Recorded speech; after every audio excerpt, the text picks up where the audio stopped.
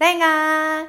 영순이 여러분 안녕하세요. 랭킹스쿨입니다. 자고 일어나기만 해도 더 획기적이고 진보된 IT 기술이 앞다퉈 탄생하는 현재, 많은 전 세계 사람들이 사용하고 있지만 한국에서만 이용할 수 없는 서비스들이 있어 아쉬움을 자아내고 있다는데요. 오늘 랭킹스쿨에서는 한국 진출이 무산된 세계적인 서비스 탑4를 알아보겠습니다. 4위 애플페이.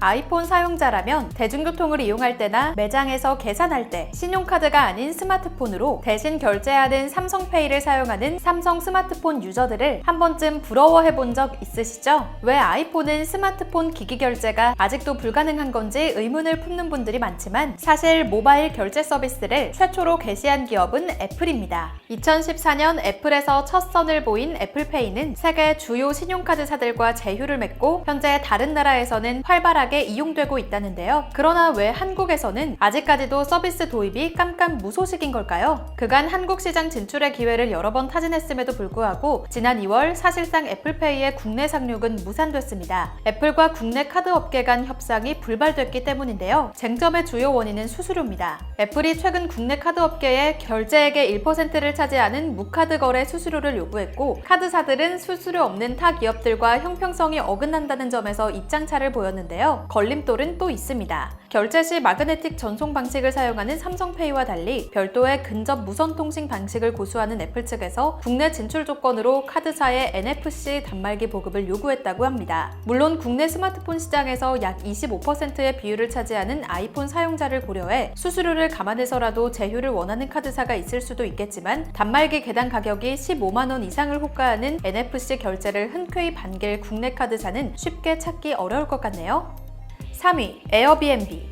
2008년 미국 샌프란시스코에서 시작된 숙박 공유 서비스 에어비앤비. 좋은 호스트를 만나기만 하면 저렴한 가격으로 관광지와 접근성이 좋은 곳에 방을 구할 수 있다는 점에서 주머니 가벼운 배낭 여행객들 사이에서 대대적인 인기를 누리고 있죠. 하지만 한국에서의 숙박 공유는 엄연한 불법입니다. 현행 관광진흥법상 도시지역에서 가정집을 공유해 사용료를 받는 행위는 외국인만 손님으로 받도록 규정하고 있기 때문인데요. 농어촌에 위치한 민박집 같은 경우에는 내국인도 이용할 수 있지만 서울에서 내국인에게 가정집을 빌려주고 비용을 받는 것은 명백한 불법인 것이죠. 그러나 에어비앤비 서비스가 인기를 끌면서 내국인들을 상대로 한 숙소 공유가 불법임을 알면서도 공공연하게 국내에서 국내 거주 한국인들을 대상으로 에어비앤비를 통해 숙소를 공유, 수익을 내는 사람들이 지속적으로 증가한 바 있는데요. 법에 저촉되는 것은 맞지만 인력과 시간의 한계로 인해 해당 유저가 내국인을 손님으로 받는지 일일이 단속하는 데 한계가 있을 수밖에 없었고, 결국 현실을 반영하지 못한 규제라는 지적이 이어지자 지난해 과학기술정보통신부가 정보통신기술 규제 샌드박스 심의위원회를 열고 외국인뿐만 아니라 내국인을 상대로 한 숙박 공유 영업을 올해 상반기에 허용해주기로 결정했습니다. 혁신 성장의 핵심 축 중 하나인 공유 경제를 활성화한다는 취지에서 환영받을 만한 결정이지만 세부 내용을 살펴보면 고개가 갸우뚱합니다. 장소는 서울 지하철역 반경 1km 내에 있어야 하는 데다 집 전체를 빌려줘선 안 되고 호스트 본인이 거주하는 집의 빈 방에 국한되며 호스트당 영업일수도 연간 최대 180일로 한정하는 반쪽짜리 허가이기 때문이죠. 타이트한 규제도 문제지만 기존 숙박업계와의 충돌도 피해가기 어려울 것으로 보이네요.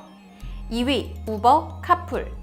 자사 소속의 차량이나 공유된 차량을 승객과 중개하여 승객이 이용 요금을 지불하면 회사에서 수수료 이익을 얻는 이른바 라이드 쉐어링 서비스의 시초 우버. 한국을 제외하면 이미 전 세계적으로 사용되고 있는 우버로 대변되는 일종의 카풀 서비스는 유독 한국에서만 죽을 쓰고 있습니다. 택시 업계의 거센 반발 때문인데요. 지난 2018년 카카오 모빌리티에서 국내판 우버 카카오티 카풀 서비스를 도입할 계획을 밝히자 한 택시기사가 이를 반대하며 분신 사망하는 사고까지 벌어지며 논란에 휩싸였죠. 두 업계 간의 쟁점은 여객자동차 운수사업법에 있습니다. 해당 법 조항에 따르면 사업용 자동차가 아닌 일반 자동차를 유상으로 활용해서는 안 되고 알선 행위 역시 금지됩니다. 쉽게 말해 돈을 받고 사람을 태우는 것은 공공의 영역이기 때문에 이를 위해서는 일정한 자격을 갖춘 기업과 사람만 가능하다는 것이죠. 단 예외 조항을 살펴보면 출퇴근 때 승용 자동차를 함께 타는 경우는 유상 운행이 가능하다고 명시되어 있습니다. 카카오 모빌리티처럼 카풀 카풀 사업을 진행하려는 IT 기업들이 법적 타당성을 주장하는 근거가 바로 이것인데요. 사용자의 편리함이냐, 택시기사의 생존권이냐, 카풀 업체와 택시업계의 날선 공방이 한동안 이어지다 2018년 국토교통부에서 카풀 가능 시간을 특정하는 대신 횟수를 하루 2회로 제한하고 카풀 기사는 별도의 직업이 있는 경우에만 허용하는 등 타이트한 규제를 내놓자 결국 카카오 모빌리티는 카풀 서비스를 종료해야 했죠.